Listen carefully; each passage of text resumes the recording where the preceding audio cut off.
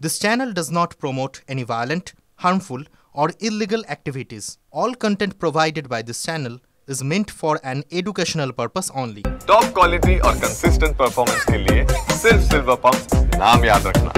ট্যাংরায় বাড়ছে ৩ মৃত্যু রহস্যের জ্বর। দোতলায় ৩টি আলাদা আলাদা ঘর, সেখানে ঘরের বাইরে ২ বউ আর কিশোরীর রক্তাক্ত দেহ উদ্ধার গ্রাউন্ড ফ্লোর থেকে।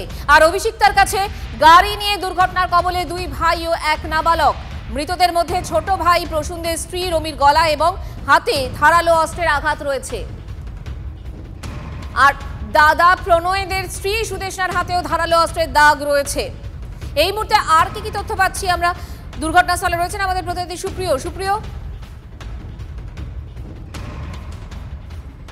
দেখো, ট্যাংরার শিললেনে যে বাড়ি থেকে ২ মহিলা এবং ১ কিশোরীর দেহ উদ্ধার হয়েছে, ওই পরিবারেরই ৩ সদস্য এই যে বিলাসবহুল গাড়ি দেখতে পাচ্ছ, আমার ক্যামেরা পার্সন কুণাল দেখাচ্ছে, এই বিলাসবহুল গাড়ি নিয়ে আজ ভোর ৪টে নাগাদ রুবি এবং অভিষিক্তার মাঝে মেট্রোর পিলারে বেপরোয়া গতিতে ধাক্কা মারে। এবং এই ঘটনাটি কি নেহাতি দুর্ঘটনা নাকি বেপরোয়া গতির কারণে নিয়ন্ত্রণ হারিয়ে এই দুর্ঘটনা ঘটেছে, সেই বিষয়টি কিন্তু এখনও তদন্ত সাপেক্ষ। দুর্ঘটনাস্থলের আশপাশে যে সমস্ত সিসি ক্যামেরা রয়েছে সেগুলো খতিয়ে দেখা হচ্ছে পুলিশের তরফ থেকে। ক্যামেরা পার্সন কুণাল যে ছবিটা দেখাচ্ছে, একেবারে গাড়ির ভেতরে যে ২টি এয়ার ব্যাগ রয়েছে, সামনে চালকের আসন এবং তার পাশে সওয়ারির আসনের যে ২টি এয়ার ব্যাগ রয়েছে, ২টি এয়ার ব্যাগে কিন্তু ফেটে বাইরে বেরিয়ে আসে। এমনকি সামনের যে চালকের আসন, সেই আসনটি কিন্তু সম্পূর্ণ ঘুরে গেছে উল্টো দিকে, এমনকি সিটে রক্তের চাপ দাগ এখনও পর্যন্ত স্পষ্ট রয়েছে।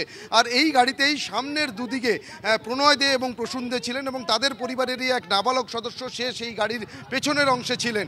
দুর্ঘটনার পরে তাদেরকে উদ্ধার করে রুবি হাসপাতালে নিয়ে যাওয়া হয়, সেখানেই তারা চিকিৎসাধীন রয়েছেন।